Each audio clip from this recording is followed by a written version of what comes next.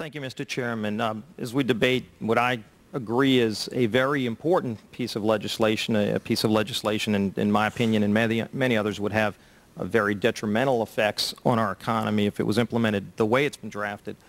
We've been trying to get a quantifiable grasp on the cost of this bill, how much it would actually cost American families, how many jobs would be created and lost. And number one, on the science side, we've had very divergent views. We've had dozens of experts come over the last few days and testify, giving very different opinions on the science.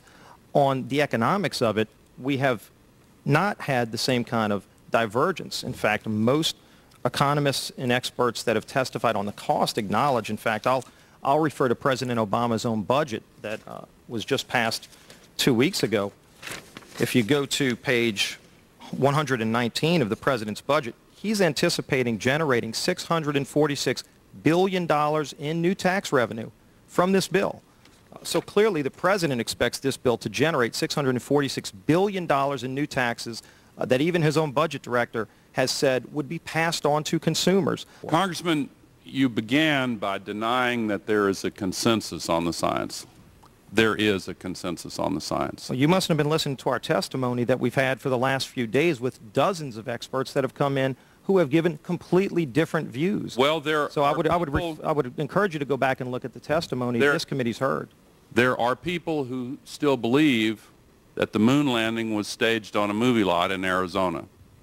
And neither of us are one of those, and I know you like giving those cute anecdotes. This is not a cutesy issue. We're talking about something that can export millions of jobs out of our economy, out of our country, and testimony's been given just to those numbers. And so we're talking about a serious consequence that there would be on this country and the carbon leakage that would occur where the carbon would be emitted, but it would be emitted in China and India, and the jobs would go to China and India. And that's been testified before this committee in the last few days as well. So would you testify about the actual cost? Do you want to talk about the cost? Man-made global warming pollution causes global warming. That's not a cutesy issue. It's not an open issue. It's your opinion. Obviously, you've stated it many times. Would you talk to the cost? Opinion of the global scientific community, and more importantly, and not in unanimity. No, there are others on the other side. More importantly.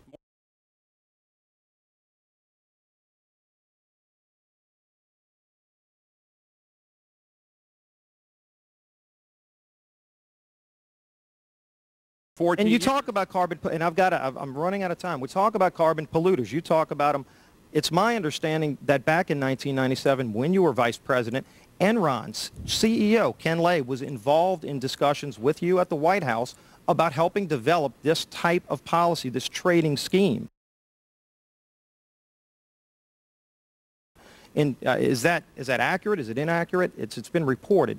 I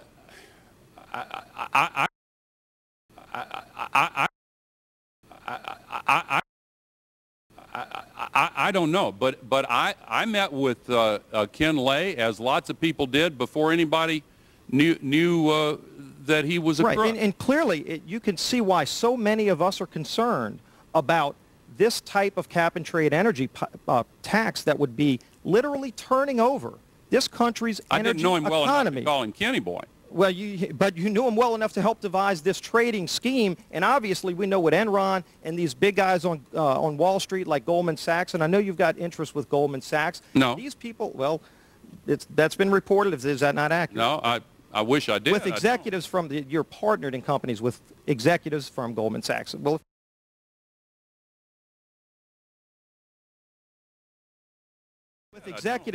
you're partnered in companies with executives from Goldman Sachs. Well, if you're not, either way, Enron clearly had an interest in doing this when they were around. We saw what they did.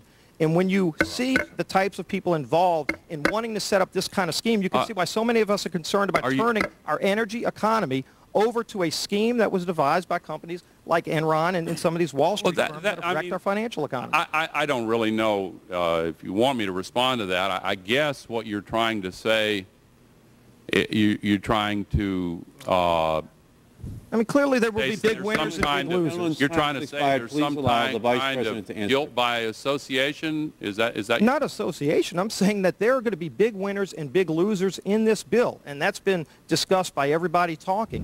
Big winners and big losers. But some of the big winners are some of the very financial experts that help destroy our financial marketplace. And I think that should be noted, that companies like Enron helped come up with this trading scheme that would be invoked in cap and trade. Enron didn't create this proposal in any way, shape, or form. Well, the details are not in this bill. That's a false accusation. The details are not in this bill, and I would suggest that they are. For the record, the proposal that we're considering has had the CEO of General Electric, of Alcoa, of Rio Tinto, of corporations across the country who have testified in conjunction with major environmental groups. That is the proposal that we are considering.